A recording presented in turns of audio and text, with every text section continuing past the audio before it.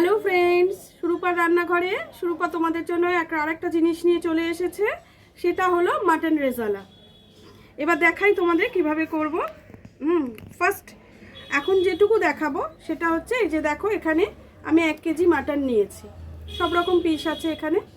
হ্যাঁ, এবারে আমি ওর মধ্যে ম্যারিনেট করে রাখবো, তারপরে যখন যেটা করব তখন সেইভাবে তোমাদের দেখিয়ে দেবো।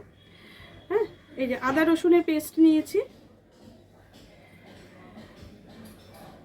তার সঙ্গে নিচ্ছি টক দই, কাঁচা লঙ্কা বাটা। বন্ধুরা আমি দিচ্ছি না, আমার ঘরে না বাচ্চা আছে, ও খেতে পারে না।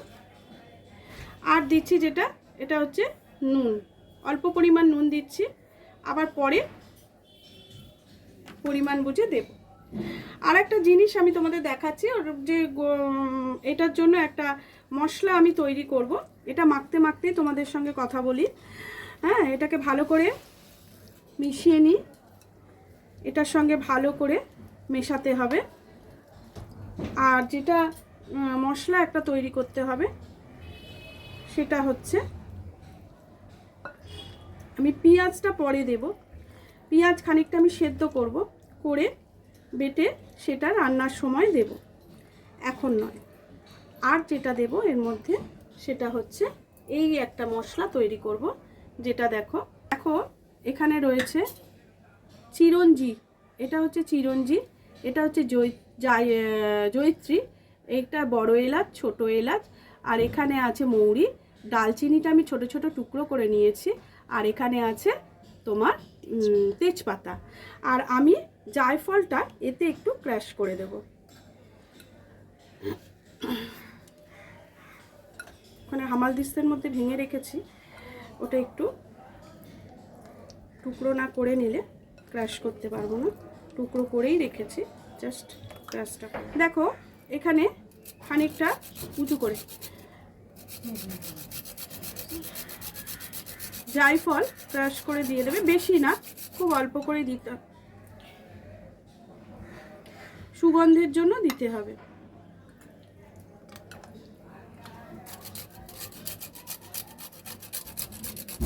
ব্যাস,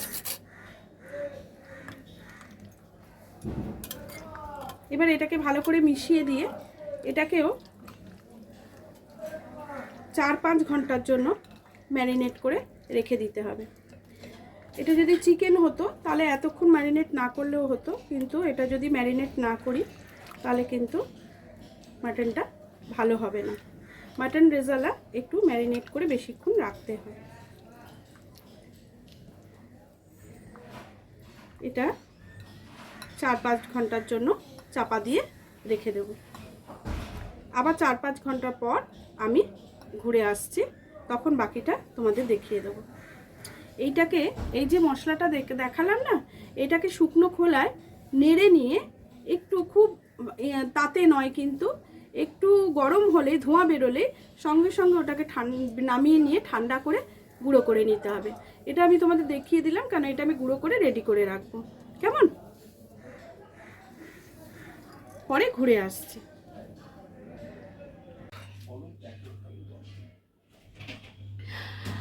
দেখো ওই মাটনের জন্য যে মেখে রেখে দিয়েছি মাটন রেজালায়, এবার যেটা একটা পেস্ট হওয়ার কথা ছিল সেটাই, পেঁয়াজের পেস্ট আমি করে নিয়েছি, আর 2টো পেঁয়াজকে পেস্ট করে নিয়েছি মাঝারি সাইজের। আর যেটা একটা পেস্ট হবে সেটা হচ্ছে এই কাজু, আমন্ড, কিশমিশ আর এই পোস্ত, এটাকে একসঙ্গে পেস্ট করব। পেস্ট করে তারপরে আবার রান্নাটা শুরু করব। রান্নাটা শুরু করছি বন্ধুরা। দেখো আমি এটাকে এখানে অনেক ঘি নিয়েছি, ঘি দিয়েই রান্নাটা করব আজকে, কারণ এটা ঘিতেই টেস্টটা ভালো আসে। আচ্ছা 1 মিনিট, আমি গ্যাসটা আগে জ্বালিয়ে দিই। দেখো বন্ধুরা, ঘিটা এবার দিচ্ছি, তখন আমার গ্যাসটা জ্বালানো ছিল না। এটা কিন্তু পুরো ঘিয়েই করব, অনেক ঘি নিয়েছি আমি, তোমরা পারলে অন্য ঘি নিও, তোমরা যে যেটা ব্যবহার করো সেটাই নেবে। আমি পুরো রান্নাটাই ঘিয়ে করব।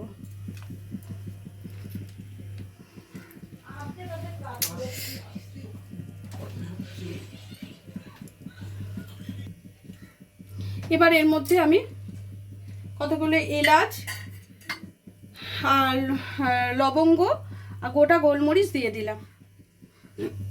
তেলটা একটু গরম হয়েছে,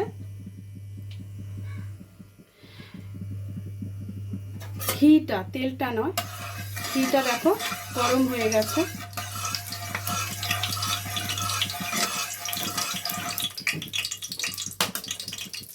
ফাটতে শুরু করেছে। এবার আমি পেঁয়াজ বাটাটা এতে দিয়ে দেবো।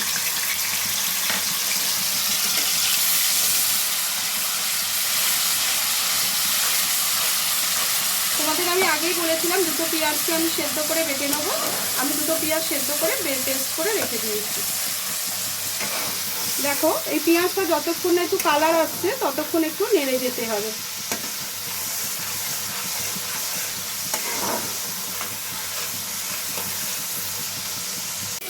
দেখো পেঁয়াজগুলো কালারটা চেঞ্জ হয়ে গেছে।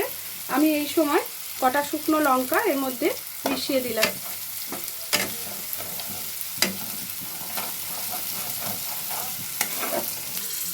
দেখো পেঁয়াজটা থেকে এটা রং ছেড়ে দিয়েছে, রংটা একটু অন্যরকম হয়েছে, দেখেছো তো? এই কালারটা আসলে তবেই পেঁয়াজ ভাজাটা হয়েছে। এইবারে যে মাটনটা আমি ম্যারিনেট করে রেখেছিলাম দই দিয়ে আর মশলা দিয়ে সেটা দিয়ে দিলাম।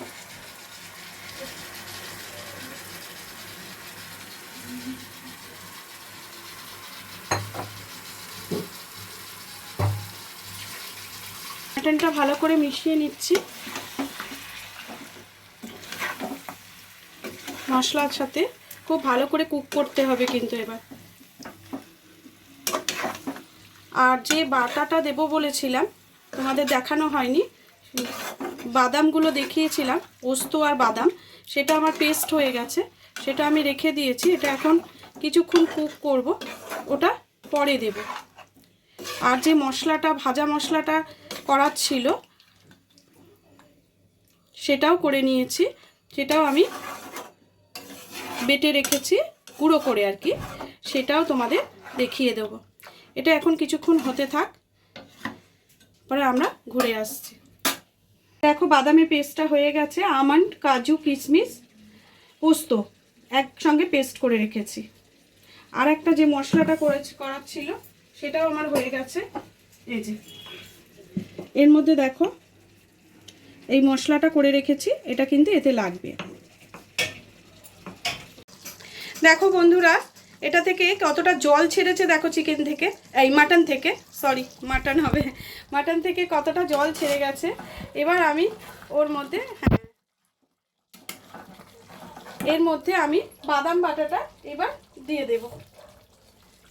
অনেকটাই সুন্দর হয়ে গেছে, ভালোভাবে পেকে গেছে জিনিসটা। এইবারে আমি বাদাম বাটাটা, এটা সরি বাদাম বাটাটা এই পাশে রেখেছি, দিয়ে দিলাম। বাদাম বাটারই ওটা ছিল, পেঁয়াজের জলটা, ঠিক আছে। এটা একটুখানি হোক, বাড়িয়ে দিলাম আঁচটা।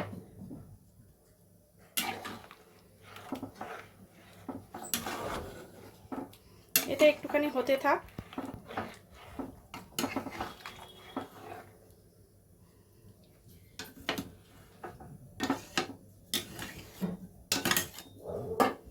আর এর মধ্যে দেবো খানিকটা দুধ। এতে আমি কোনো রকম জল ইউজ করব না, ওটা আমার পেঁয়াজ বাটার জলটা ছিল সেটাই দিয়েছি। এ দেখো দুধটা দিয়ে দিলাম। আর আমি পরে একটু এতে আর একটা জিনিস দেব, সেটা তোমাদের দেখিয়েই দেব। এখন এটা দিয়ে, আর এই যে মশলাটা আমি করে রেখেছি এটা কিছুটা এখন দেব, আবার কিছুটা পরে দেব।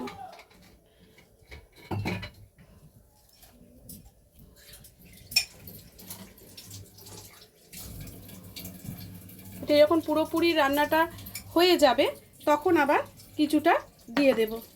এখন কিছুটা মশলা আমি এতে দিয়ে দিয়েছি। আঁচটা কমিয়ে 45 মিনিট এটাকে বসিয়ে হতে দেব।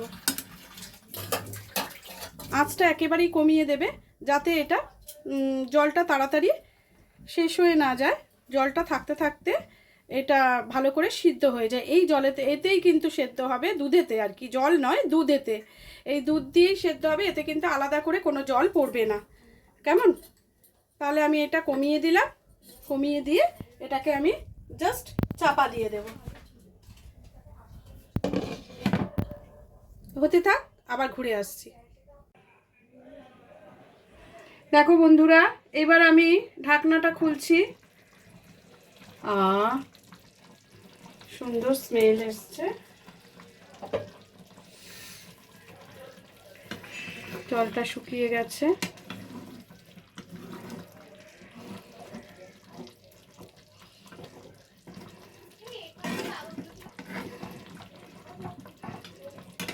সুন্দরভাবে মাটনটা আমার সেদ্ধও হয়ে গেছে, এই দেখো। হ্যাঁ, পুরো সেদ্ধ হয়ে গেছে। আমি সার্ভ করে তোমাদের দেখাবো, কিন্তু তার আগেই মশলাটা পুরোটা দিয়ে দিই। তোমাদের বলেছিলাম যে পরে লাস্টে আবার বাকি মশলাটা দেব।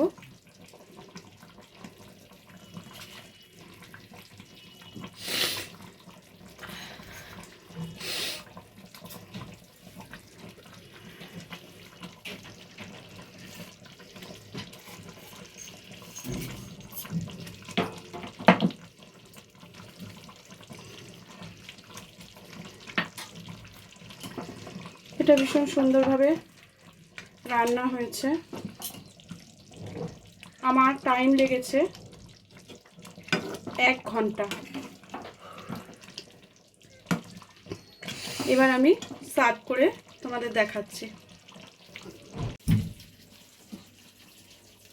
হয়ে গেল আমার মাটন রেজালা। দেখো কেমন লাগছে। এতে লাস্টে তোমরা যদি পারো একটু কেওড়া জল দিয়ে দিও। আমার কাছে আজকে কেওড়া জলটা নেই, শেষ হয়ে গেছে, ওই জন্য আমি কেওড়া জলটা দিইনি। কিন্তু কেওড়া জল ছাড়াও এটা সুন্দর সেন্ট বেরোচ্ছে, এতে কেওড়া জলের প্রয়োজন আর পড়ে না। তবু যেটা নিয়ম সেটা নিয়ম, তোমরা যদি পারো দিয়ে নিও। আমার রেডি হয়ে গেছে মাটন রেজালা। দেখো কেমন হয়েছে তোমরা বলো। আজকের মতো ভিডিওটা এখানে শেষ করছি। আবার পরের দিন অন্য কোনো ভিডিও নিয়ে তোমাদের সামনে উপস্থিত হব। টাটা।